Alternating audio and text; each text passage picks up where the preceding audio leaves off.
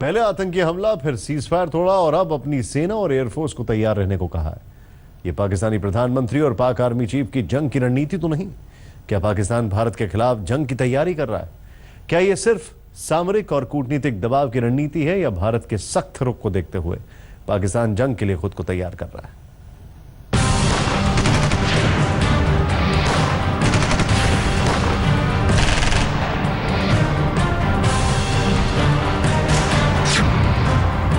क्या जंग की तैयारी कर रहा है पाकिस्तान? क्या हवाई हमले की साजिश बना रहा है पाकिस्तान? पाक पीएम ने आर्मी को क्या संदेश दिया? उरी में हुए आतंकी हमले के बाद सरहद के इस पार और सरहद के उस पार दोनों तरफ खलबली मची है। भारतीय फौज हर घुसपैठ और आतंकी हमले के खिलाफ मजबूती से डटी है, तो वहीं पाकिस्तान ने भी अचानक इमरजेंसी जैसी तैयारी कर ली है। दरअसल ये हालात बेहद तनाव वाले हैं, जो आतंकवाद के खिलाफ पाकिस्तान सरकार की नाकामी की देन है। एक तरफ लश्कर चीफ हाफिज सईद है, जो भारत में अपने आतंकी भेज रहा है, तो दूसरी तरफ पाक खुफिया एजेंसी ISI, जो आतंकी संगठनों को हर तरह का समर्थन देती है। और इन दोनों के बीच पाकिस्तान के प्रधानमंत्री नवाज शरीफ हैं, जिनकी शराफत का नकाब अब हट चुका है। उरी में भारतीय सेना के बेस पर हुए हमले ने पाकिस्तान को पूरी तरह बेनकाब कर दिया है। और अब सिर्फ भारत ही नहीं बल्कि अमेरिका समेत दुनिया के ज्यादातर देशों से पाकिस्तान के खिलाफ लामबंदी हो रही है। इसीलिए पाकिस्तान ने शायद कूटनीतिक और मानसिक दबाव बनाने के लिए इमरजेंसी की तरह तैयारियां की। खुफिया सूत्रों के हवाले से खबर है कि पाकिस्तानी पीएम ने आर्मी चीफ राहिल शरीफ से बात की है। पाक सेना को पूरी ताकत के साथ हमलों का जवाब देने के लिए कहा गया है। इस्लामाबाद से उत्तरी इलाके की ओर सारा एयर ट्रैफिक रोक दिया गया है। इस्लामाबाद से उत्तरी एरिया में जाने वाली उड़ानें रद्द कर दी गई हैं। पाकिस्तान एयरफोर्स को तैनात रहने के लिए कहा गया है। पाकिस्तान में कुछ बड़े हाईवे बंद कर दिए गए हैं। इन हाईवे पर इमरजेंसी में फाइटर जेट की उड़ान और लैंडिंग हो सकती है। हम सोच समझकर सही समय पर और किस चीज़ को अटैक करते हैं, कब अटैक करते हैं, इसका फैसला बड़े ध्यान से सोच समझ के लिया जाएगा। और साथ ही साथ हमने पूरे वेस्टर्न एयर कमांड में अपनी एयरफोर्स को उसी दिन से अलर्ट कर दिया था और फॉरवर्ड बटालियंस को अलर्ट कर दिया था। तो पाकिस्तान जो है, अगर मैं पाकिस्तान की जगह होता तो यही कार्रवाई करता जो उन्होंने किया है। ये इससे कोई मतलब नहीं कि युद्ध के है, उनको साफ तौर पे नज़र आ रहा है कि हिंदुस्तान कुछ ना कुछ करने जा रहा है।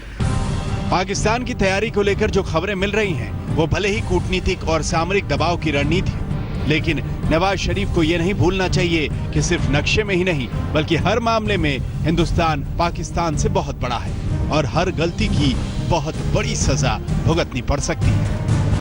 चोर की दाढ़ी में तिनका, कुछ इस तर्ज पर पाकिस्तानी सेना अपने देश में युद्ध जैसा माहौल तैयार कर रही है। दरअसल उरी आतंकी हमले के बाद भारत में बढ़ते आक्रोश को देखते हुए देश और दुनिया की आंखों में धूल झोंकने के लिए पाकिस्तानी सेना हर नापाक हथकंडा अपना रही है। इस्लामाबाद से कसवर क्लासरा के साथ मंजीत नेगी, दिल्ली, आज तक। नवाज शरीफ को वैसे ये भी नहीं भूलना चाहिए कि करगिल जब हुआ था तब भी वो पाकिस्तान के प्रधानमंत्री थे और भागते हुए अमेरिका गए थे। क्या किया था हमारी फौजों ने तब? उरी में आतंकी हमले के बाद अमेरिका समेत पूरी दुनिया में पाकिस्तान बेनकाब हो चुका है। यूएन काउंसिल की मीटिंग में शामिल होने गए नवाज की बोलती बंद हो गई है। अब तो अमेरिकी सांसदों ने पाकिस्तान को आतंकी देश घोषित करने के लिए बिल पेश कर दिया। उरी हमला पाकिस्तान की आतंकी साजिशों के ताबूत में आखिरी कील साबित होगा, क्योंकि पाकिस्तान अब चौतरफा घिर चुका है।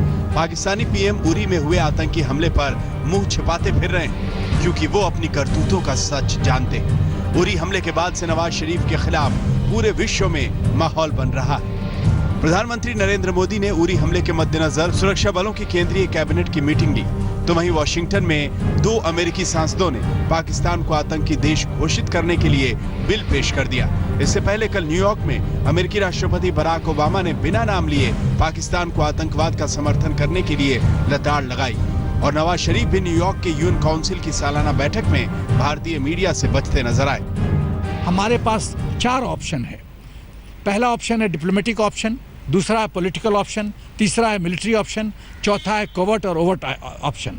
यूनाइटेड नेशंस में, चाहे किसी भी प्राइम मिनिस्टर से मिलते हैं, आज अफगानिस्तान के साथ देखिए हमारी मैत्री बढ़ती जा रही है। चीन और पाकिस्तान एक आइसोलेट होता जा रहा है, एक कोने में होता जा रहा है।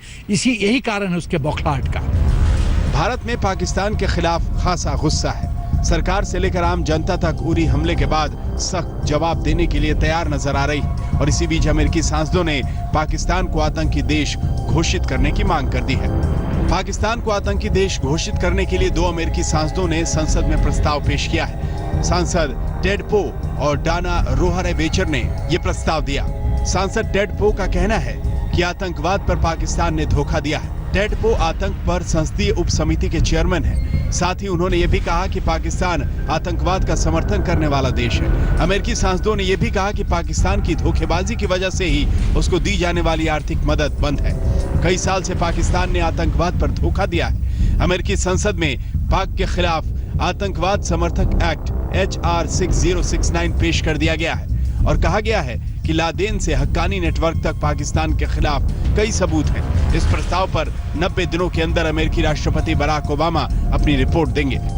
भारत से लेकर अमेरिका तक चौतरफा बढ़ते दबाव के बीच नवाज शरीफ को न्यूयॉर्क में सारी दुनिया के सामने आज बोलना है, मगर सवाल यह है कि वो क्या बोलेंगे। भारत के खिलाफ उनके आतंकवादियों ने जितनी गोलियां बरसाई हैं, वो सारे निशान उनके खुद के दामन पर मौजूद हैं। मंजीत नेगी के साथ आज तक ब्यूरो। अगर पाकिस्तान जंग की तैयारी कर रहा है तो वो इतना जरूर देख ले कि भारत के सामने हर तरह से उसकी ताकत आधी से भी कम है। चाहे सेना की बात हो, फाइटर प्लेन की हो या गोला बारूद की हो, हिंदुस्तान के साथ हर जंग में करारी हार के बाद पाकिस्तान को कोई भी कदम उठाने से पहले 1000 बार सोचना होगा। अगर नहीं सोचा तो अंजाम पिछली हर जंग की तरह बल्कि उससे भी ज्यादा बुरा हो सकता है।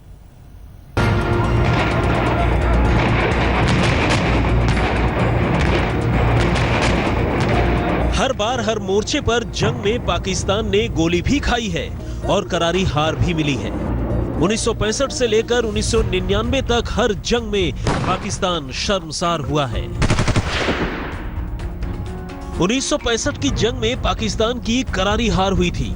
1971 में पाकिस्तान ने दोबारा हिमाकत की और अंजाम यह हुआ कि उससे टूटकर बांग्लादेश बना। 1999 में करगिल में भी पाकिस्तानी सेना को मुंह की खानी पड़ी। और अब जिस तरह से पाकिस्तान माहौल बना रहा है, उससे सवाल उठता है कि क्या वो फिर कोई हिमाकत करेगा। अपने सारे पिछले अंजाम अगर पाकिस्तान भूल गया है तो ताजा हालात पर जरूर गौर कर ले। पीएम नवाज और उनका मुल्क देख ले कि हिंदुस्तान के मुकाबले पाकिस्तान की सेना किस पायदान पर है। भारतीय सेना के 13,25,000 सैनिक अलग अलग जगहों पर तैनात हैं, जबकि पाकिस्तान के पास महज 6,20,000 सैनिक हैं। भारतीय सेना के पास 21,43,000 सैनिक रिजर्व हैं, जबकि पाकिस्तान के पास 5,15,000 रिजर्व सैनिक हैं। भारत के पास 6,464 टैंक हैं, वहीं पाकिस्तान के पास 2,924 टैंक। भारत के पास जंगी वाहन 6,704 हैं, जबकि पाकिस्तान के पास सिर्फ 2,828 जंगी वाहन हैं। भारत के पास ऑटोमेटिक घातक हथियारों की संख्या 7,414 है, जबकि पाकिस्तान के पास 3,278 घातक हथियार हैं। भारत के पास 292 मल्टीपल रॉकेट लॉन्चर है, वहीं पाकिस्तान के पास सिर्फ 134। भारत के पास 2,086 एयरक्राफ्ट हैं, जबकि पाकिस्तान के पास सिर्फ 923। वो न्यूक्लियर धमकी इसीलिए देता है क्योंकि उसको हर समय चिंता होती है। 4 बारी उसने पाकिस्तान ने हिंदुस्तान को ललकारा है। 48 में, 65 में, 71 में, 99 में। चारों बारी अंजाम क्या हो वो जानता है। इस बारी भी ललकारा उसने, अंजाम क्या होगा उस साफ तौर पे जानता है। हम हर प्रकार से एयरफोर्स में, नेवी हो, आर्मी हो, टैंक्स हो, आर्टिलरी हो, हर चीज़ में पाकिस्तान से बहुत आगे है।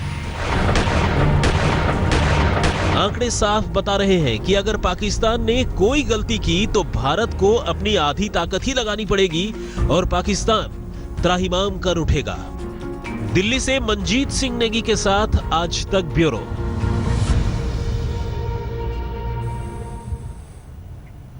उरी में आतंकी हमले के बाद से तनाव और गोलीबारी कम नहीं हुई है। पाकिस्तान की ओर से उरी में घुसने की कोशिश कर रहे आतंकियों से एनकाउंटर जारी है। LOC के पास बड़ी घुसपैठ को नाकाम किया जा रहा है। ग्राउंड रिपोर्ट का जायजा लिया हमारी संवाददाता पद्मजा जोशी ने। पहले उरी के आर्मी कैंप पे हमला और उसके बाद लच्छीपुरा में घुसपैठ। जिसके बाद ही आर्मी के साथ आतंकवादियों का एनकाउंटर अभी भी जारी है। जिस जगह पर एनकाउंटर है वो एक बहुत ही पहाड़ी इलाका है, वहां पर जंगल भी है, इसीलिए आर्मी अभी तक अधिकृत तौर पर कह नहीं रही है कि कितने आतंकवादी हैं और कितने आतंकवादियों को मार गिराया गया है। पर इस एनकाउंटर की वजह से जो आसपास के गांव हैं उनकी जिंदगी पर बुरा असर पड़ा है, वहां पर जनजीवन अस्त व्यस्त हो गया है। बात करते हैं कुछ ऐसे लोगों से जो आसपास के गांव में, जो आर्मी कैंप में एलओसी पर जो लोग रहते हैं, उनकी जिंदगी पर किस तरह का असर हो रहा है। पाकिस्तान की जो लगातार हरकतें हो रही हैं, जो लगातार घुसपैठ की कोशिशें पाकिस्तान कर रहा है, जो आतंकवादियों को वो सीमा पार भेज रहा है, उसका इन लोगों पर क्या असर होता है, आइए बात करते हैं।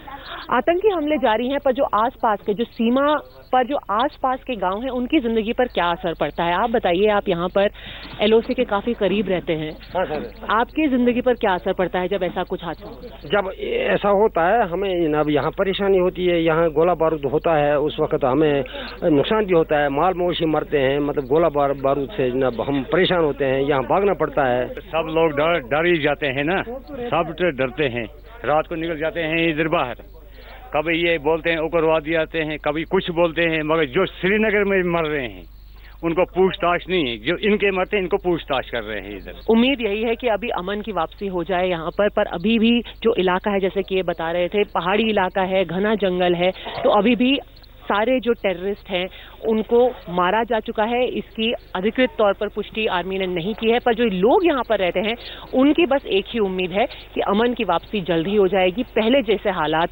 वापस इस इलाके में हो जाएंगे। कैमरा पर्सन रविकांत के साथ पद्मजा जोशी, लच्छीपुरा, आज तक।